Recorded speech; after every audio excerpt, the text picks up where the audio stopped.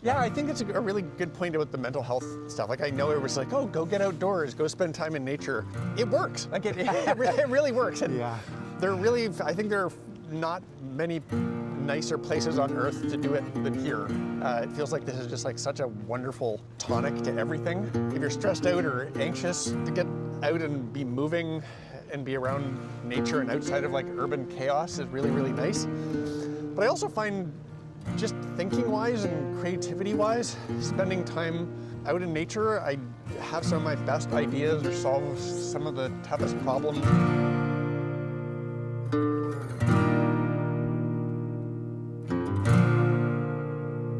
Can I just say I'm looking forward to this? Okay. Look at this, right here. This is, I know, it's this is- gorgeous. One of the I was most like, beautiful spots in the world, right? An iconic Yeah. spot, yeah. We should say where we are. We're in Stanley Park, and I'm with Steve Pratt. Yeah, why this park? Why did you choose this spot today?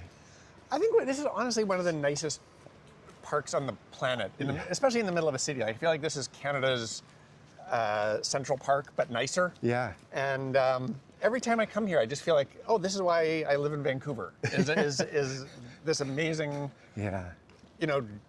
giant trees, nature, ocean, you kind of round every corner, and there's a mountain view, or there's the Swash Rock, or there's Bowen Island, or whatever. It's just, Yeah.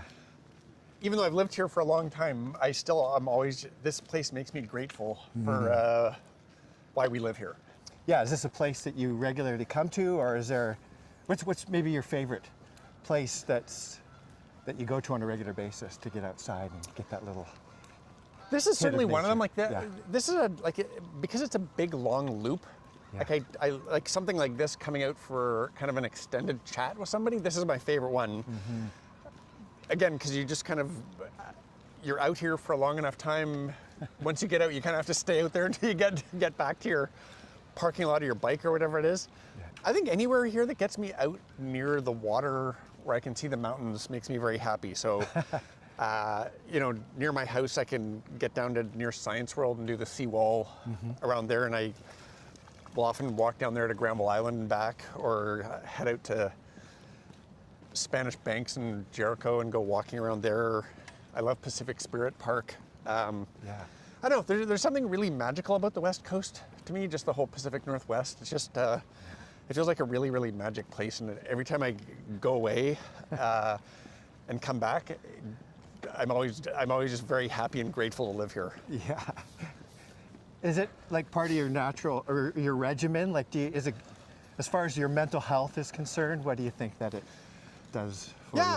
Yeah, I think it's a really good point about the mental health stuff. Like, I know everyone's like, oh, go get outdoors, go spend time in nature. It works. Like, it really works. And Yeah. I think there are not many nicer places on earth to do it than here. It feels like this is just like such a wonderful tonic to everything. If you're stressed out or anxious, to get out and be moving and be around nature and outside of like urban chaos is really, really nice. But I also find, just thinking-wise and creativity-wise, spending time out in nature, I have some of my best ideas or solve some of the toughest problems, or Yeah. It's just really good thinking time. Almost a better version of shower thoughts or whatever for me, I think. Yeah. Yeah. How about you? Oh yeah, like I start every day now. Actually, since 2017. Wow. Getting up and walking outside. I got to a point where it was Vancouver, and it was like June, and it seemed like it rained since October. And I got tired of going to the gym, and I just made a commitment and just thought, I'm going outside no matter what. Like. And rain or shine, do you do it Rain every or day? shine, yeah. What time? Are you super early or? No, especially right now, I usually don't get out till like 7:30 or so. Yeah. And I work for myself, so I can kind of plan it that way. So as we get more daylight here, then I will do that. Yeah. It's kind of funny because sometimes I find, in the comfort of your home or your bed or whatever it is, you're like, I don't want to go out. It's raining, or it's cold or Yeah. dark.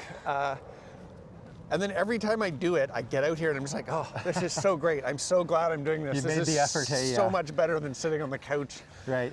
or whatever in front of a screen or something like that. Like Yeah. it's You overcome that resistance, and you're so grateful that you do, right? yeah. Like Yeah. I am, you know, legitimately very, very happy to be here right now. Oh, Not good. just because we're talking, but it's just like I just Yeah. feel so good being here. Oh, nice. That's awesome. Yeah. There you go. It's funny if this guy passed me. The one thing that I've been doing, like that has been getting me out in nature a lot more is running. Oh, yeah. I was going to ask you about your outdoor activities. So, yeah, you've been running a bit. Well, yeah, I've always hated running. Like my entire life, I've never done it. Like I had asthma when I was a kid. Oh, yeah. And Did you so- mention that at the shift event? Yeah, and yeah. and so I've just always hated it. And but my wife loves it. Oh, yeah. And so this past spring, I decided to try and see if I could enjoy it after all these years of not doing it or avoiding it. Mm-hmm. And I won't say I love doing it. I always feel really good afterwards, but it Yeah. gets me out in nature a lot, like a lot. Yeah. And that's part of the thing that I enjoy about it, which I think makes it easier to do, is that I'm outside in these gorgeous areas. Like I'm running a lot on the seawall, Yeah. and yeah, I always feel great afterwards. Definitely has rewards, hey? Yeah. Fitness, getting outside, all kinds of things. The things that you see in nature. Are you running with your wife? Is that something that you guys do Yes, yeah, together? she's regrettably currently has a bit of a pulled hamstring, but yeah, it's been a really good thing for us as a couple to start doing more things together. And I think, I don't know, for us, I think, you know, like a place like this, if we have stuff that we want to talk about or haven't had a long catch up in a while, like coming out here and doing a loop of Stanley Park is like, it's the best place to actually have meaty conversations too. Oh, yeah. And we're back again. We're back There we go. again. The tech problems that you don't see behind the scenes. Thankfully, Steve has some experience with this stuff. What was nature like for you as a kid? What were your experiences of nature like as a kid? Were you like a camping family, or did you grow up with trees around and stuff like that? Or? We moved around a lot when I was a kid, so I was born in Montreal, but I don't remember. I left early, but but it was Ottawa, Calgary, and then Oakville, outside of Toronto. Okay. So I got exposed to a lot of different areas. Like I certainly remember a lot in Calgary about like going to the Rockies, like going to Banff early on and learning to ski in Banff was a pretty special thing. I remember when we moved to Oakville, going from like skiing Banff to skiing near Toronto, just like, oh, this is not a mountain. This is a hillock. Yeah, you know, a hillock. Yeah. and I don't know, I certainly remember like in Alberta, like just like the big giant sky and how, I don't know, just how good it felt. Like I feel like there's like a lot of like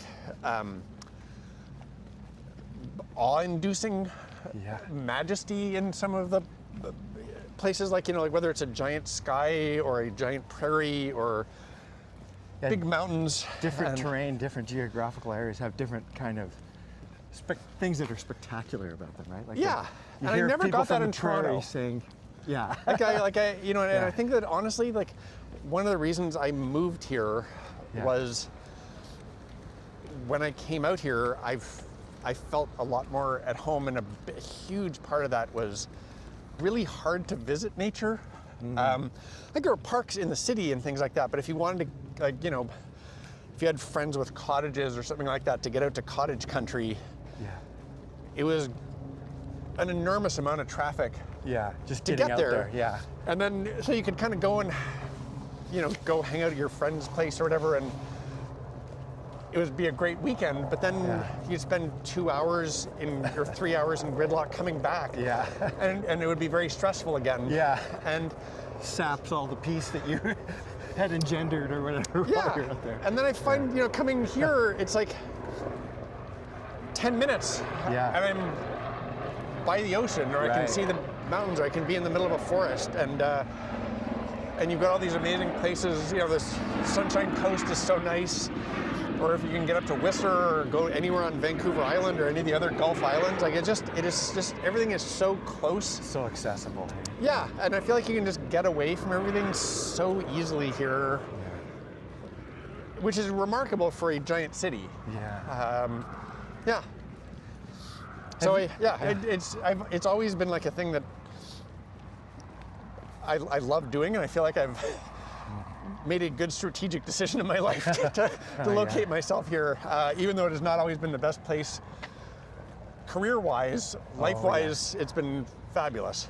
Yeah. Yeah. Yeah, I told you earlier, my daughter's visiting from Toronto, and she has mentioned that too, how much she appreciates just being able to, I mean, where we are in Port Moody, we just walk outside the door and we're at the end of this inlet. Yeah. And nature is fully on, you know, like It's you're in it right spectacular away. there. Yeah. Yeah. That's funny. I think when you're thinking about your life choices, like there's a lot of, it's hard to find everything that works all together. Yeah, there's trade-offs at the same isn't time, there? right? Yeah, there's trade-offs all the time, and Yeah. You know, I worked in the media for a long time, and the epicenter of all the media headquarters has always been Toronto. Canada, yeah. And yeah. I got told a lot, like, you have to be in Toronto. Yeah. I think at one point in my career, there was like a big job for like the head of digital at CBC, the public broadcaster, and I wanted the job, but I couldn't move to Toronto. And so I had this very long conversation with the guy running English services at CBC, and he was like, you have to move to Toronto. Like, you just have to. Like, everybody does it. Yeah. It's part of the deal.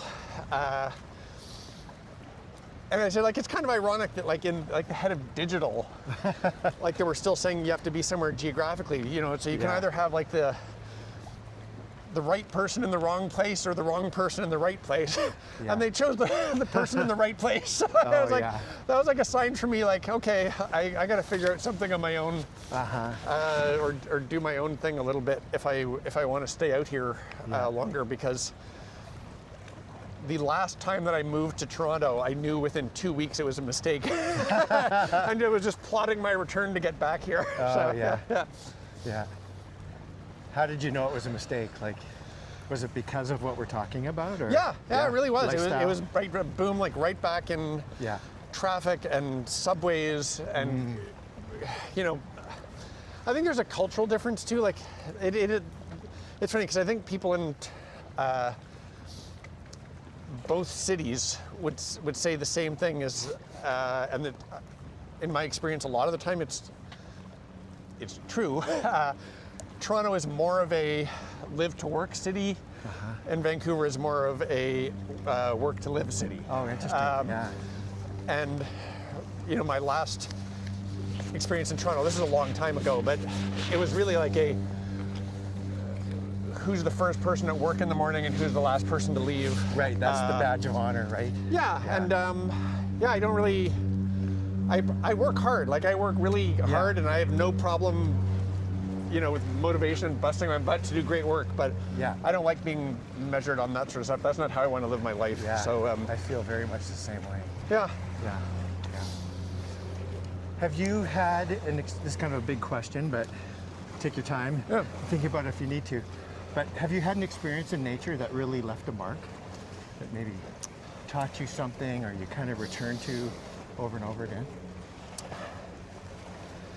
It's funny. I don't know about a singular one. I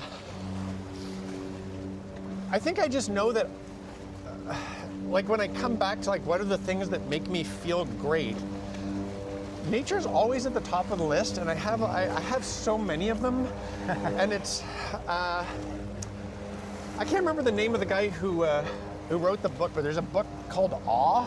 Oh yeah, I've seen it, but I haven't read it. And it's about the power of awe and all the different ways that you can have, you know, manifest awe in your life. And nature is such a big one. And I could just tell you, like, you know, like I still have like memories just so clear of being at the top of Whistler on a clear blue day, with just mountain ranges all around you and powder everywhere and not very many people around. Yeah. And just being like, wow, yeah. Yeah. And I get the same feeling being on a boat in the middle of the ocean out here, like absolute awe.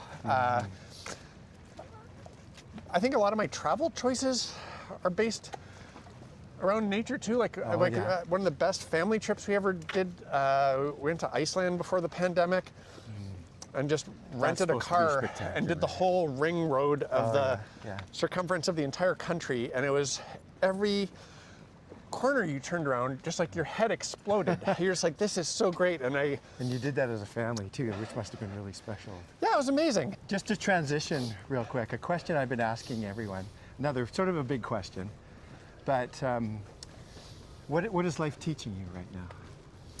Well, I'm in a very strange place of life teaching me things where I started this project last year. You're intentionally doing it, aren't you? Yeah, I'm kind of like... Life teach me. Sorry for cutting you off. I'll let you explain it. Yeah, I started this project last year where I'm basically, a friend and I are just conducting experiments on our lives at midlife to try and figure out what life can teach us at this point of view. Because I think there's a lot of, there's like a lot of change and transition that happens at this time of life. And I think there's a lot of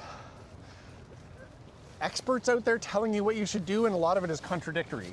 Oh yeah. And I feel like the thing I want to do is figure out what the answers are for myself. And the way to do that is by doing. So I've been doing quite a wide range of things proactively, ranging from, giving up alcohol. I'm in a few weeks, I've gone like an entire year with not a drink, nice. which is... Yeah. What are some of the benefits you found to doing that? So much. Like I sleep better, I feel better. I look at all this data about how bad alcohol actually is. Yes, it's pretty for toxic, you. yeah. And I don't know, it's pretty weird. Like it's never been a problem for me, but it's been a pretty consistent presence in my life. I think for most adults, it's just everywhere, right? Part of every social gathering, that kind of thing. Yeah, and the hardest thing really wasn't stopping drinking. It was the social pressure. Oh yeah. Everywhere you go to do it, that you don't want to be the outlier or the no fun person who's not drinking or whatever. And once you get over that, at a certain point, you're like, I'm not really sure why I should go back. So that's been a really shockingly surprising one for me. I don't know. I've done things like a phone detox. I'm currently in the middle of one where I've stopped measuring all the data about myself that you get from smart devices. So I usually have I don't know if you can still see my watch strap mark here, but I usually have an Apple Watch. I've been wearing an Oura ring for 6 years, and every day I am all that. looking at all these things like, how am I doing today? Like, how's my sleep? How's my readiness? How many exercise minutes have I got, or whatever? Yeah. And I think it became a little bit obsessive in a bad way, where I thought I was doing good stuff, monitoring how I was doing, but it usually did not make me feel good. Oh yeah. Or it felt like I was having my behavior shaped by algorithms or scoreboards that were designed by companies to get me to use their products a lot more. Yeah. You wake up every morning and go, oh, that was a terrible sleep, and then maybe it sets you up for the day, like, oh. And I'm kind of like, something bad happened last night. Or, and I think a lot of people feel this way, it's like, oh, I haven't closed my rings today. I guess I better go, run around the living room for 5 minutes. You're like, what, how stupid is that? So, I don't know, I'm early into that. That's my New Year's first experiment of 2026. Okay. But I'm kind of excited about that, because in some ways it's it's also challenging this idea of like, what does it mean to be like successful? And what are you tracking and whose measurements are you using to decide what success is? Yeah. So in some ways, like, this little like, I guess most of these things track your health, but you could track all sorts of other things like how productive you are or how many things you're doing. It's like, who are you doing it for?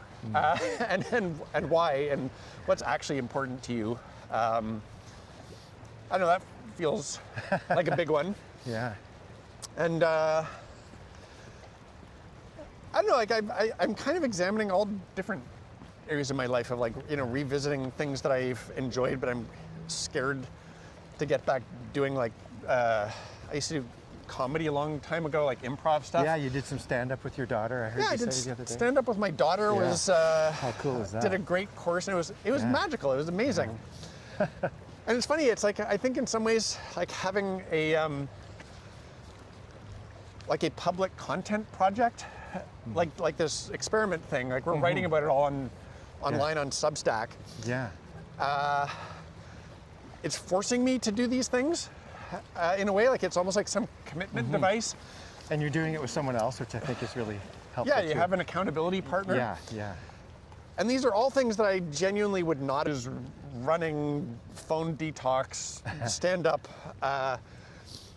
no data tracking. Like I wouldn't have done any of them if I wasn't doing this, and they've all made my life better. Yeah. So I don't know, I feel like there's something around proactively putting small changes into your life to see what happens. It's been a real gift for me, and I feel like no matter what happens with this project, I don't want to stop doing that. You know what? We're out here doing this. Yeah. I don't have weights in a backpack. I'm not tracking anything. I'm not, bulking up my neck for some bizarre reason. Like, I'm way happier doing this than feeling like some compulsive need to optimize everything. So I think in some ways I'm almost like experimenting to try and figure out what the unoptimized version is, or like what the Goldilocks zone in the middle is for me.